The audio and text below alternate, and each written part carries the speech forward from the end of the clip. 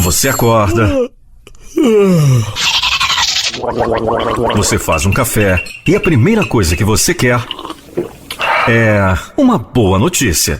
Aquela dada com credibilidade e imparcialidade. Então, tá feito. Café com Notícia, trazendo as primeiras e principais notícias do dia. Café com Notícia. Bom dia, bom dia. Desperte para esse novo dia. Em 5 segundos, Café com Notícia.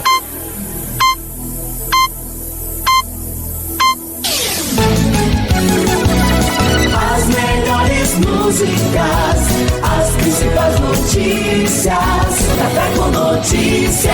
Café com Notícias está no ar para você em mais uma edição. Hoje é segundona, dia 3 de janeiro de 2022. Diego Soares junto com você. Vamos começando já a primeira edição do ano de 2022 com muita informação, trazendo a previsão do tempo. Previsão do tempo para esta segunda-feira, 3 de janeiro. Região Centro-Oeste, Campo Grande, no Mato Grosso do Sul, tem céu com muitas nuvens e possibilidade de chuva isolada. A temperatura varia entre 24 e 32 graus. A umidade relativa do ar é de 55% a 90%. Goiânia e Goiás tem céu com muitas nuvens e pancadas de chuva e trovoadas isoladas. A temperatura oscilando entre 19 e 26 graus. Umidade do ar varia entre 70% a 95%. Região Norte, Belém, no Pará, tem nesta segunda-feira, dia 3, céu nublado com pancadas de chuva e trovoadas isoladas. A temperatura marcando entre 24 e 32 graus, umidade relativa do ar em torno de 60% a 95%. Manaus, no Amazonas, tem céu com muitas nuvens e possibilidade de chuva isolada. Temperatura em torno de 24 e 33 graus, umidade do ar fica entre 55% a 95%. Região Nordeste, São Luís, no Maranhão, tem nesta segunda-feira, dia 3, céu nublado com pancadas de chuva e trovoadas isoladas. A temperatura indicando entre 25 e 31 graus. A umidade do ar é de 60% a 90%. Recife, em Pernambuco, tem previsão de céu com muitas nuvens e possibilidade de chuva isolada. Temperatura entre 25 e 32 graus, umidade do ar oscila entre 50% a 90%. Região Sul, Florianópolis, em Santa Catarina, tem céu com muitas nuvens e pancadas de chuva e trovoadas isoladas, temperatura variando entre 22 e 31 graus, umidade relativa do ar é de 55% a 90%. Curitiba, no Paraná, tem previsão de céu com muitas nuvens e possibilidade de chuva isolada. A temperatura mínima é de 18 e máxima de 32 graus, umidade do ar é em torno de 30% a 100%. Região Sudeste, Belo Horizonte, Minas Gerais, fica com céu nublado, com pancadas de chuva e trovoadas isoladas. A temperatura oscilando entre 18 e 23 graus, umidade do ar é de 90% a 100%. Rio de Janeiro tem previsão de céu nublado, com pancadas de chuva e trovoadas isoladas e com os termômetros marcando temperatura entre 23 e 31 graus. A umidade do ar gira em torno de 50% a 90%. Você ouviu a previsão do tempo para esta segunda-feira, 3 de janeiro de 2022. Com informações do IMET, o Instituto Nacional de Meteorologia, da Rede Nacional de Rádio em Brasília, Gilson Santa Fé. A França vai aliviar a partir desta segunda as regras de isolamento para as pessoas com Covid-19 e seus contatos quando tiverem o esquema vacinal completo, a fim de preservar a vida socioeconômica do país, anunciou o governo. Segundo as novas regras, as pessoas que testarem positivo e estiverem com o esquema vacinal completo deverão se isolar 7 dias e não 10. A mudança das regras responde à necessidade de se levar em conta a evolução extremamente rápida da transmissão da variante Omicron na França e permitir ter um equilíbrio de custo-benefício visando assegurar o controle dos contágios, enquanto se preserva a vida socioeconômica, explicou o Ministério da Saúde em um comunicado. 2 apostas vão dividir os mais de 378 milhões de reais do prêmio principal da Mega Sena da Virada. Cada uma vai levar 189 milhões. Uma aposta foi feita em Cabo Frio, no Rio de Janeiro, e a outra em Campinas, São Paulo. Essa de Campinas é um bolão com 14 cotas.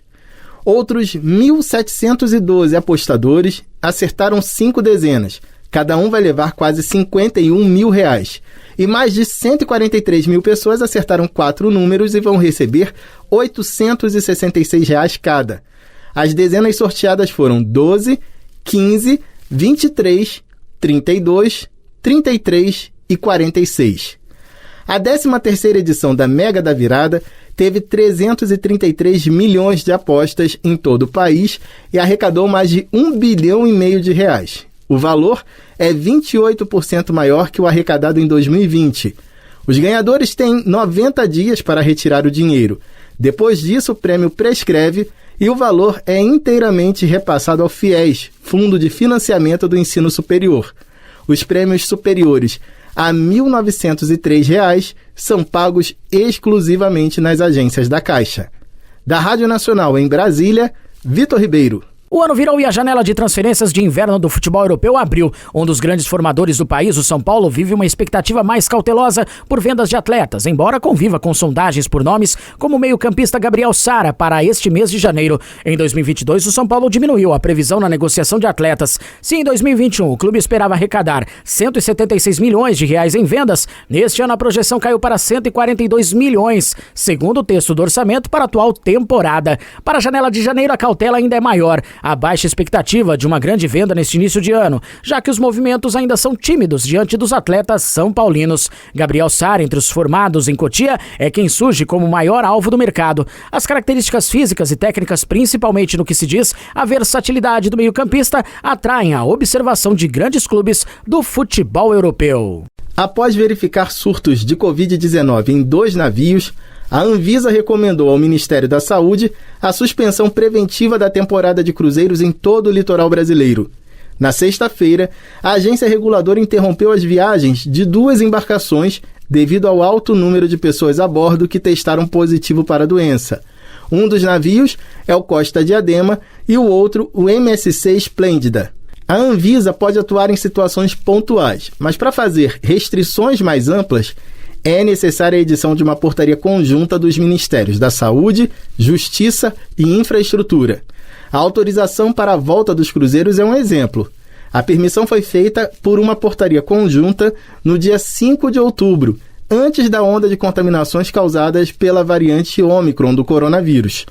Em nota, a Anvisa destacou que o CDC, Centro de Controle de Doenças dos Estados Unidos, aumentou a classificação de risco de contaminação em viagens do nível 3 para 4, o mais alto da escala. Isso é reflexo da grande quantidade de casos verificados em cruzeiros. A agência reguladora também avalia que, apesar dos esforços, os protocolos praticados atualmente não são suficientes para garantir a segurança dos passageiros nem dos moradores das cidades onde eles desembarcam. Da Rádio Nacional em Brasília, Vitor Ribeiro. O risco de internação de pessoas contaminadas pela variante Ômicron do coronavírus corresponde a 1/3 do risco de quem pegou a variante Delta. A conclusão é de uma pesquisa da Universidade de Cambridge, divulgada neste fim de semana pela Agência de Saúde do Reino Unido. O estudo acompanhou 528 mil britânicos infectados pela Ômicron e 573 mil com a variante Delta. O país enfrenta um novo surto de Covid-19 e terminou o ano com um recorde. Na sexta-feira, quase 190 mil pessoas no Reino Unido tiveram diagnóstico positivo para a doença. Foi o maior número de casos em 24 horas desde o começo da pandemia, em março de 2020. A pesquisa confirmou que a Ômicron é muito mais transmissível que as outras variantes, mas é menos agressiva que a Delta. Apesar do aumento progressivo do número de infecções, o número de pacientes internados que precisaram de ajuda de equipamentos para respirar permaneceu estável durante todo o mês de dezembro. O estudo concluiu também que o risco de internação é bem menor para quem está vacinado. Quem tomou pelo menos 2 doses de imunizante tem 81% de chance de não precisar ser internado em relação às pessoas não vacinadas. De acordo com o portal Nosso Mundo em Dados, no Reino Unido, 70% da população já concluiu o ciclo de vacinação. Ainda segundo a pesquisa, apesar do recorde histórico do número de novos casos diários de Covid-19, a quantidade de pessoas internadas corresponde a 1/3 do registrado em janeiro do ano passado. Naquela época, eram mais de 34 mil hospitalizações por dia. Agora, são cerca de 12 mil. Com informações da agência Reuters, da Rádio Nacional em Brasília, Vitor Ribeiro. Um dos destaques do Corinthians em 2021, João Vitor faz planos ambiciosos para o ano que começa. O zagueiro vê o Timão no mesmo patamar dos melhores times do Brasil e confia na conquista de pelo menos um título em 2022. Levantar um troféu, aliás, é uma condição imposta para João Vitor para deixar o Brasil. Ele admite o sonho de jogar na Europa, mas não quer sair do Corinthians antes de ser campeão. Daqui a pouco, depois do intervalo, eu tô de volta. Café com Notícia. Você está ouvindo Rede Missões. Café com Notícia. O ano de 2021 terminou e com ele o Botafogo viu 14 jogadores do time profissional ficarem sem contrato. A maioria já estava fora dos planos da diretoria, que ainda tenta a renovação com 3 nomes, que se destacaram na campanha do título da Série B. Hoje a prioridade é manter os volantes Barreto e Luiz Oyama e o meio atacante Marco Antônio no elenco, que disputará a temporada 2022. Bastante ativo no mercado em busca de contratações no futebol masculino, o Fluminense também vai precisar se reforçar no feminino. Nos últimos dias de 2021, o clube sofreu uma debandada de 9 jogadoras entre dispensas e recusas de ofertas para renovação e passará por uma reformulação em seu elenco para 2022. Das atletas que deixaram o clube, os maiores destaques são a volante Luísa Travassos e a meia Luane, que frequentam as seleções de base e se revezavam entre o time sub-18 e o adulto do Fluminense, além da goleira Nicole e da atacante Elisa Morim, que vinham sendo titulares da equipe. Os municípios baianos afetados pelas fortes chuvas nos últimos dias começaram a retomar o abastecimento de água gradativamente, segundo informou neste domingo a empresa de abastecimento de água do estado, a Embasa. 59 sistemas afetados pelas chuvas foram reabilitados e cidades das regiões do Recôncavo, do Vale do Jiquiriçá e do Sul, Sudoeste e Extremo Sul do estado retomam aos poucos o abastecimento de água. A exceção é o sistema do município de Caetanos, que até então não teve o sistema religado. Ao todo, 6 estações foram destruídas pela força da correnteza durante as enchentes, que danificaram equipamentos, causaram rompimento de adutoras e redes de distribuição de água e energia, impedindo o acesso às áreas onde estão localizadas as captações e estações de tratamento. Para recuperar os sistemas, foram mobilizados cerca de 500 trabalhadores durante os últimos dias. As fortes chuvas que atingiram a Bahia deixaram mais de 90 mil pessoas desalojadas ou desabrigadas, prejudicando mais de 660 mil moradores, além de causar 25 mortes e deixar 517 pessoas feridas. E a chuva segue pelo país afora. Nesse domingo, a capital mineira continuou em estado de alerta devido aos riscos de fortes chuvas.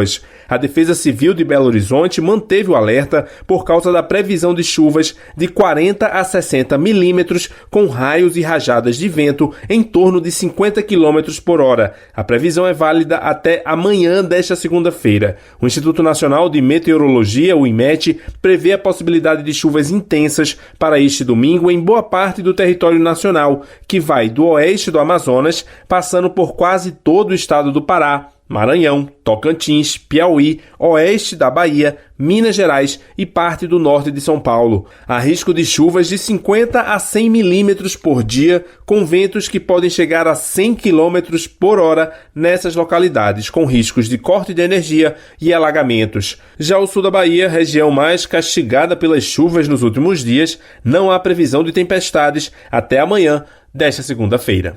Da Rádio Nacional em Brasília, Lucas Portes Leon. 2021 foi um marco na chamada nova corrida espacial. A disputa entre bilionários deu origem a um novo modelo de exploração do espaço. No dia 11 de julho, uma nave da empresa Virgin Galactic de Richard Branson fez um voo até um pouco antes da chamada borda do espaço, a marca de 100 quilômetros da superfície da Terra. 6 tripulantes, entre eles o próprio Richard, estavam no voo. Branson inaugurou as viagens turísticas ao espaço. 9 dias depois, em 20 de julho, o fundador da Amazon, Jeff Bezos, viajou por 10 minutos a bordo de uma nave construída pela empresa dele, a Blue Origin. Bezos, o irmão Uma aviadora de 82 anos e um estudante de 18 anos fizeram o primeiro voo para fora da órbita da Terra sem um piloto e com todos os tripulantes sendo civis. Já em setembro, a SpaceX de Elon Musk decolou para um voo só com civis no espaço. Foram 3 dias dando voltas ao redor da Terra. Depois do programa Apollo, essa foi a viagem com humanos que chegou mais longe. A missão teve 4 tripulantes, entre eles o bilionário Jared Isaacman. Elon Musk não viajou com eles. Em outubro, outra corrida chamou a atenção. A do primeiro filme gravado no espaço. A Rússia venceu Hollywood e enviou, no dia 5 de outubro, a atriz Yulia Peresild e o diretor Clint Penko, junto com um cosmonauta a bordo de um foguete Soyuz. Eles passaram 12 dias na Estação Espacial Internacional para gravar o primeiro filme de ficção no espaço. Alguns dias depois, foi a vez de William Shatner, o eterno Capitão Kirk, de Jornada nas Estrelas, ir ao espaço. Ele e mais 3 pessoas voaram numa cápsula da Blue Origin, sem piloto. Aos 90 anos, Shatner se tornou a pessoa mais velha a ir ao espaço. A viagem dele virou um documentário. Da Rádio Nacional em Brasília, Bianca Paiva. O meia Felipe Coutinho passou a virada de ano separado da sua família. Por quê? Já que está em quarentena após ser diagnosticado com Covid-19. No entanto, ele e a mulher, Anne, deram um jeitinho. O jogador ficou separado da esposa e das filhas por uma porta de vidro. A mulher do jogador postou imagens das cenas em seu Instagram e comentou a situação inusitada. E assim foi nossa virada de ano, longe mais perto. Feliz 2022 a todos, que seja repleto de saúde, amor e felicidade, disse ela. Debatido nos últimos anos e previsto em lei de 2017, o novo ensino médio começa a ser implementado nas escolas públicas e particulares de todo o país a partir de 2022. Tendo a Base Nacional Comum Curricular, o novo modelo de ensino define uma nova organização do currículo escolar e aumento da carga horária e ensino integral. É o que explica o coordenador geral de ensino médio do Ministério da Educação, Fernando Wirtmann. Primeiramente, nós temos a implementação de uma Base Nacional Comum Curricular, a BNCC, que garante as aprendizagens essenciais para todos os jovens do Brasil. Então, todos os jovens do Brasil vão ter uma carga horária de 1.800 horas com conhecimentos, com competências e habilidades, com os conhecimentos essenciais comuns para todos os jovens. O que nós temos de grande mudança é justamente agora a oferta de diferentes itinerários formativos, que são pautados pelas 4 áreas do conhecimento e ou ainda pela formação técnica e profissional. Segundo o painel de monitoramento do Ministério da Educação, até meados de dezembro, 20 estados, mais o DF, tinham os planejamentos curriculares das escolas estaduais aprovados pelos Conselhos de Educação. Os 7 estados restantes aguardavam a aprovação, todos nas regiões Norte e Nordeste. Membro do Conselho de Educação do DF e diretor do Sindicato das Escolas Particulares do Distrito Federal, Cleiton Braga, avalia que as mudanças podem ajudar na qualidade dos profissionais mais adiante. Daqui 3, 4, 5 anos nós teremos alunos dentro das universidades que souberam e tiveram a oportunidade de conhecer caminhos e escolherem bem os seus caminhos. E a longo prazo, 10 anos, por exemplo, nós teremos profissionais melhor preparados para o mercado de trabalho. No Distrito Federal, 12 escolas da rede pública já funcionam com o novo ensino médio. Segundo a subsecretária de Educação Básica, Solange Foiser, em fevereiro, todas as escolas públicas com primeira série do DF estarão com um novo modelo implementado. São 81 escolas a serem atendidas na primeira série do ensino médio, contemplando uma formação geral básica de 18 horas semanais e tendo 12 horas semanais de itinerários formativos. A Confederação Nacional dos Trabalhadores em Educação é contra o modelo proposto pela lei de 2017. Segundo o presidente da entidade, o professor Heleno Araújo, a Confederação ainda luta para adiar a implantação do novo ensino médio em 2022. Na avaliação desses profissionais, existem pontos que precisam ser melhorados, porque promovem a desigualdade social. Um deles diz respeito ao ensino integral. É uma política excludente. Denunciamos que no país temos mais de 3 mil municípios que só tem uma escola do ensino médio. Essa escola funciona em 3 turnos, manhã, tarde e noite. Se eu transformo essa única escola em tempo integral, não cabem todos os estudantes nessas escolas. Para onde vão os que sobrarem? Vão abandonar a escola ou vão procurar outro município para estudar? Por isso, é uma medida que exclui estudantes do ensino médio. Em 2022, as mudanças são obrigatórias somente na primeira série do ensino médio. Em 2023, na segunda. A expectativa é que todo o ensino médio já esteja modificado em 2024. Entre os itinerários formativos, cada estudante vai escolher uma ou mais áreas que quer seguir, de acordo com os interesses e necessidades pessoais.